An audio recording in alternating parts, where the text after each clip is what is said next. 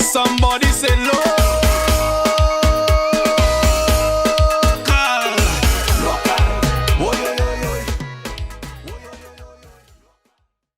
To all the family, friends and fans of DAsportsVYBES, and we're here with another great legend of Dominica sports football, Mr. HENSWORTH BEDMINSTER, better known as Blagger from Newtown, Harlem, Footballville.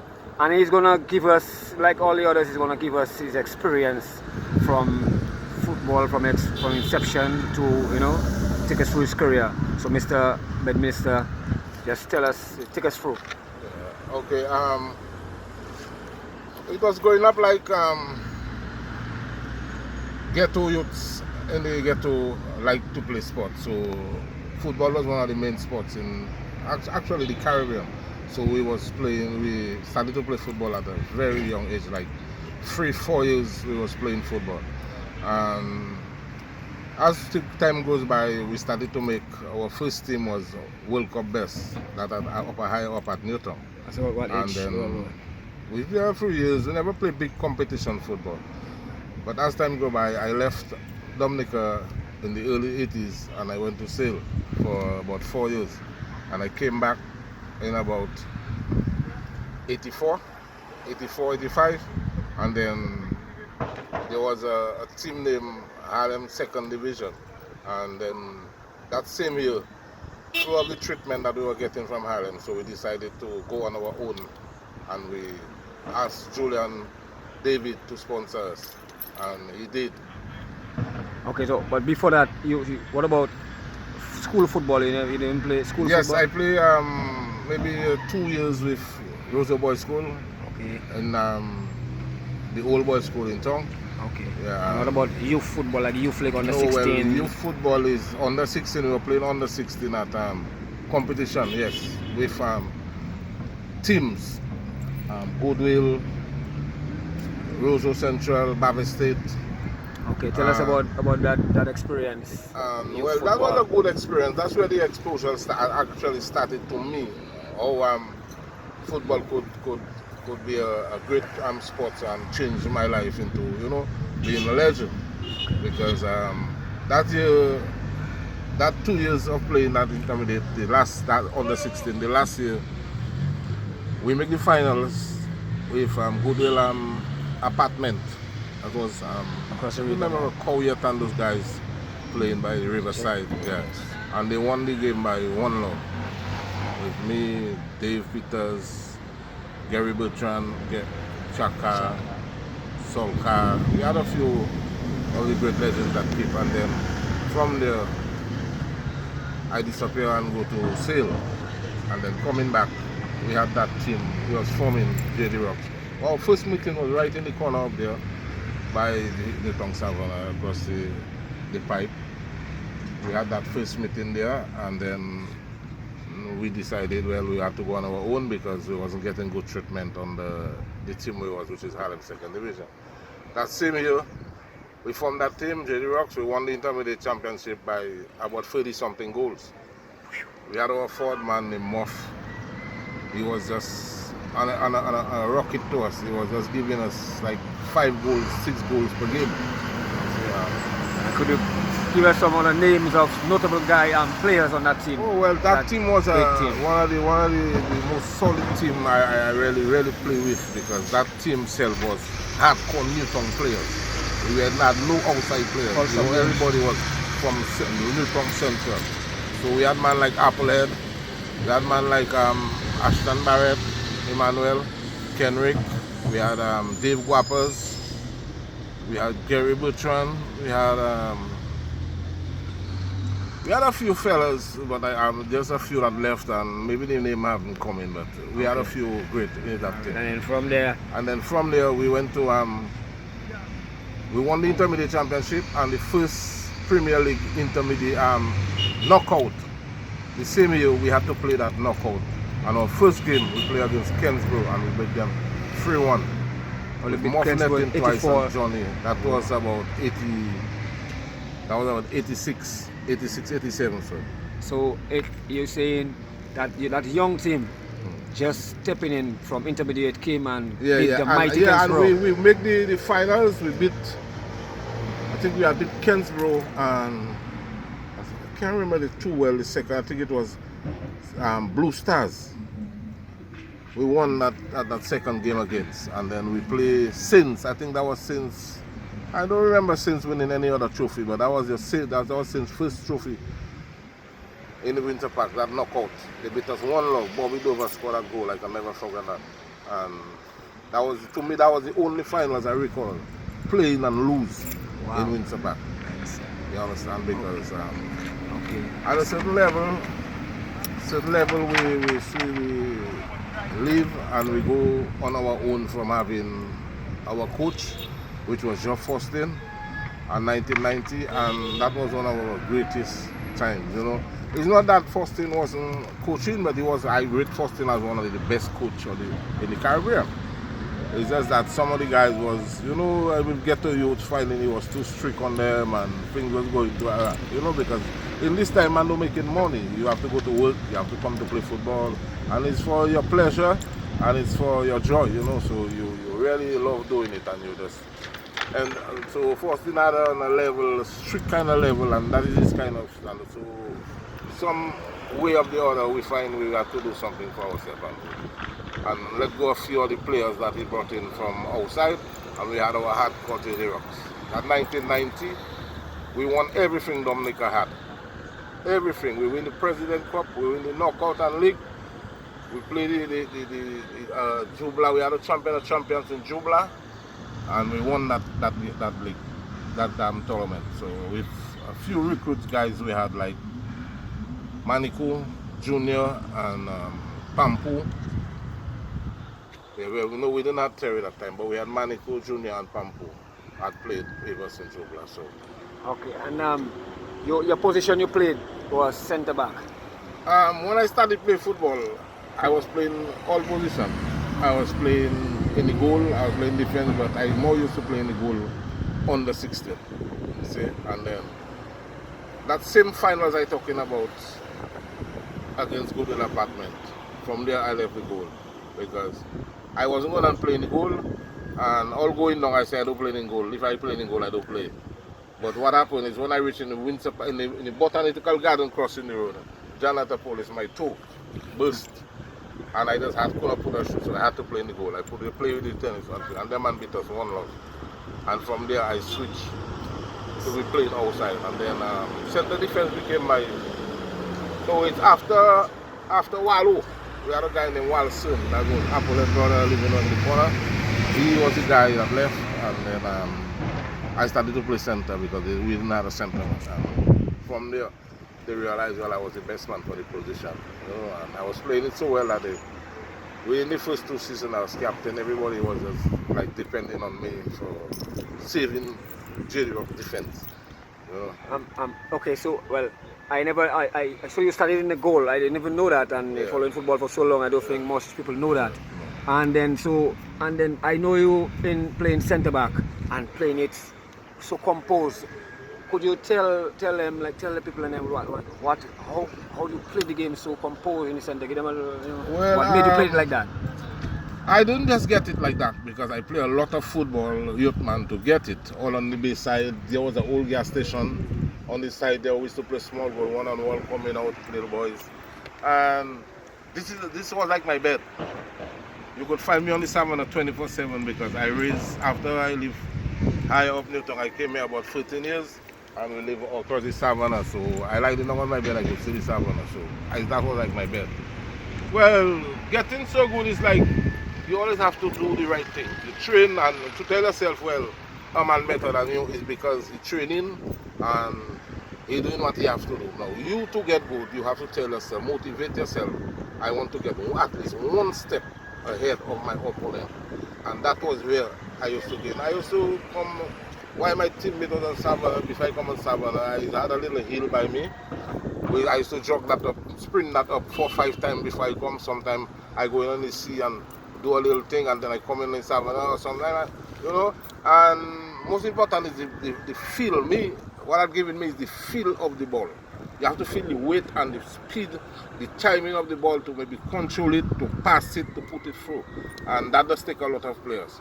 So, in growing up, knowing myself, people start to tell me, you know, about how good I get in and what I deal in. And then when I start to make national team, start to talk outside, that is where I really realized what kind of football I was playing. But playing national football and club football, there was a difference in getting things done. You check, because with club football, those guys had more belief in me. They was depending, like I was like Mr. Dependable. Anything I had to detect from defense had to come through me and for me. And there's another thing I do in growing up when I watch football outside, big league and knowing Dominica football. I realized playing this kind of football we was playing in the 70s and the 60s, in the 80s. When I get there, I realized, knowing that people believing on me so much, I had to change. I had to change the style of football that we play in Dominica to rotate to big leagues football. And because I was always playing myself a diamond defense. And that's how Rocks was so powerful. We had a T in our defense. So anyhow you find us, you will play 5 defenders. So inside they have a diamond, the 2 forward men, the 2 stop sweepers, and I was just like a freelance at the back. So everything I was seeing, I was catching, and I was using a lot of intelligence getting through to being that great I can be. And that is what I bring me to my standard today. Okay, and could you tell us, like, any ball you in growing up playing, watching football, being around football, what inspired you? Any player that inspired you to play the game the way you play the game? There's a lot of players. I won't say players. A lot of players. You see, I always want to be an offensive player also too. Because I also watch man like Sprags, Irvin Benoit. That was one of my key players. But it had another guy they call him Jackson. That's Javan, them big brother. He didn't play too long, but that one was a very, very skillful and intelligent player. Another one I was good, a young guy they call him Jogis. When he come on the midfield level, he changed the way Dominica midfield was thinking. From then, I realized, well, I want to be into that big league with those big boys, be on national team. Okay. And any in league football, any moment that sticks out, memorable moment that you can take us through that you can never forget, Yeah, 1990 also. That was one of the greatest years, 1990, 91, 92. That was one of our greatest, that was one of my greatest time. I was fully in prime, fully loaded, I had everything, the whole package of football. That was when we had 3 games. 3 games below, we had 9 points below all leading teams, and we had to there was a misunderstanding with my team in me playing defense, and they were finding I was holding the ball too much in defense and doing too much in the defense, so just forced insult me. And that was maybe 4 games into the league, and maybe the first 4 or 5 games my team was below, so they come back and they get me, and then we started to play. We win 9 straight games to win 2 championships. Yes, sir. And that was the deal. We trailed Senjo like we was, like it's our baby. We were playing Senjo for the league championship. And Senjo say, if they beat us, Kenslow get in it. If they draw, Kenslow get in it. But we have to beat them to win the championship. We give them 4-1. The following 2 weeks later, we playing them in knockout finals. They pay back. We give them 4-1 again like we was trailing them. And me and Soccer have this kind of thing since growing up. If we beat you now and we cannot beat you, I talk about it. If we beat you now and we cannot beat you tomorrow, it don't make sense to play football. And that is how we end up getting. That 7 of us like our bed. Sometimes 3 of us, Bamsi, Soul and I, used to be the kicking ball, going up and down that thing. We used to have a hell of a time playing football. I could never forget them days. Okay, and take us a little bit into the national, playing for Dominica, captain in Dominica team and stuff like that. Tell us about that. In national level, when I make national team, they had a lot of great defenders that people were looking forward, and had big names like Red Bull, Long Coffee, Earl Daly. You know, they had Derek Green, but Derek Green had injured maybe a few years. They had Irvin Totes. They had Jolo from Bava State. They had Coney, I used to play from Porters. They had Conan the Barbarian from St. Joseph. I was calling a few centermen there. And you have to come with these guys here to make and that I team. had to, when I played my first season, my first 2 seasons in the league, they called me a national training, and I said to myself, how am I going to make that within those kind of 1 week? But confidence and knowing you get to use, like, there's nothing fear in us when we get to what we want, you know. So I tell myself, I have to make that team. And while those guys was training, after training, sometimes I'll take my little, do my little private thing, and you know, end up that making the national team in '88. And from there, it was disaster. 1990, we win the championship in Dominica. I was playing the center defense in the Labo. That was what tournament? That was what tournament? That was Windward Island tournament. Right. That was 1990, and we were staying in Cicero Hotel. And 2 games before the first game, Mohamed Issa, we had a Trinidadian coach.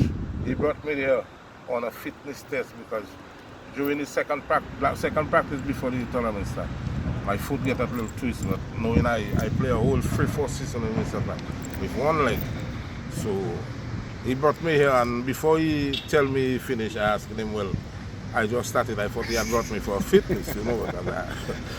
But that was one of the great moments, and the kind of name that I get outside there in playing Dominica national level, it was just explosion. When I make Dominica national team, I never thought I would play start. They started me and Long Coffee against St. Lucia in Lucia. We drew the game, we kicked penalties, I threw my penalty, I took a penalty, they even gave me a penalty. Knowing that, but I was confident. I hit the bar and it get out to lose my penalty. The following year, I think it was 1998, no 99, 1999, 89, sorry, because 99 I wasn't there, sorry, excuse me. 1989, I pulled up from Dominica National Football. And we had our off-season going full swing, which was plenty bigger than Dominica national team, national football.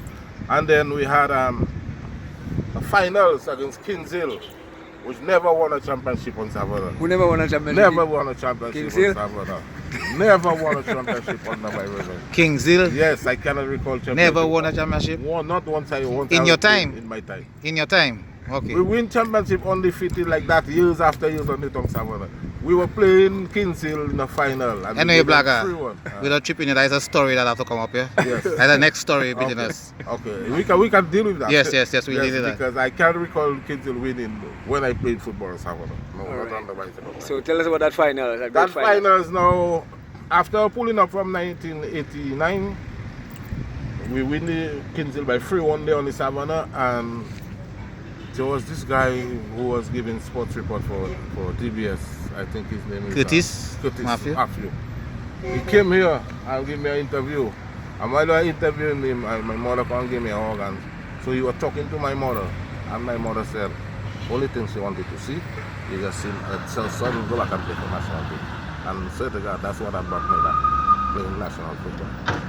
And then 1990, we won everything. 91. I ended up capped 1990 in the Labo. I got a new name from the Lucian, they call me Tamawak. Because I rest a thing on the Lucian panel, they call me Tamawak. That's why anytime we were playing Lucia, they have to tell you about the number 3. And the number 7, which is Kendrick Emmanuel. We go to St. Vincent in 91 as a captain. I had a rough top. And Minister of Sports come and shake my hand and they tell me what I'm interested in. I tell him today is not interested in. Today we're going to beat St. Vincent right here. That's how confident I was. And we hold St. Vincent in St. Vincent. Just come out in Mexico under 2 months training, and we hold St. Vincent and give them 2 love. Pao score 1 and E2. So the younger Denison E2 score 1. We give them 2 love. in St. Vincent. The commentator called me the Wall of Gibraltar. Covers Baptist was the guy who always mentioned that to me. And I put long ball in all corner, any angle of the field. I was putting long ball on the goal line. I was pulling long ball anywhere between 3-4 man. And St. Vincent said they have never seen a kinky dread with so much skills like that. They used to call me kinky dread because I had a rough top. Yes. And from that, 91, I captain 92, we go settle Grenada. And football spirit just kind of started to leave me because I realized, well, I have kids to feed, I have things to do, you know, and it wasn't too much of an incentive, no kind of incentive coming from football. So I just decided, well, let me do what I need to be done, but I stayed playing football till 94. 94. Okay. That was the first. So just what we would like from you now is a message to the young aspiring players out there, how for them to, you know, raise their level and so our football can get back to a decent level like it used to be. What you play for them? Me, knowing my experience growing up, it's my opinion. It's not nobody else's own. I figure we have been doing for years better with our local coaches than our foreign coaches. You know what I'm saying? We have been doing better, plenty better. Our standard was higher. We was doing plenty better. And to the young kids that want to grow up and make a name for themselves, please understand what football is. Football is a lot of dedication. You know what I'm saying? To be good, you have to dedicate a lot into football. You know, and the things that football bring to the table is that what you have to bring to the table. You don't bring what football don't bring. Like, don't be disciplined, you know, or always making noise with your players, you know.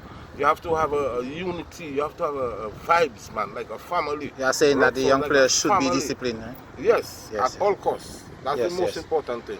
And a lot of training and proper training. You know, like man going to play football and they train for half an hour, 15 minutes. You know, football is like 90 minutes. You train for 120, 150. So you always have to train. When you know your opponent training one way, you're training in another way. You're training 2 hours more. So you always have a step ahead of your opponent. Sure. And for young kids, take it serious because it's now it have an opportunity. And one of y'all, listen to me, one of y'all can put Dominica on the football map. Big time played for Chelsea. The might of the Blues. Remember, it's Chelsea. The might of the Blues. I won't comment on that. All right, well, Mr. Bedminster, really appreciate you taking the time out to speak with the Sports Vibes and making the fans out there and family and friends know about you and your career. We really appreciate that. Give thanks. I want to say thanks to the Sport Vibes, and it's a good vibes. I hope we can get a lot of the older legends, you know, that can bring out the vibes and motivate the youth, give the youth a little pep talk and let things happen. You know, so I just want to say give thanks and I want to say hi to my youths and family. So blessings to you all, my brother. Yes, sir. Respect.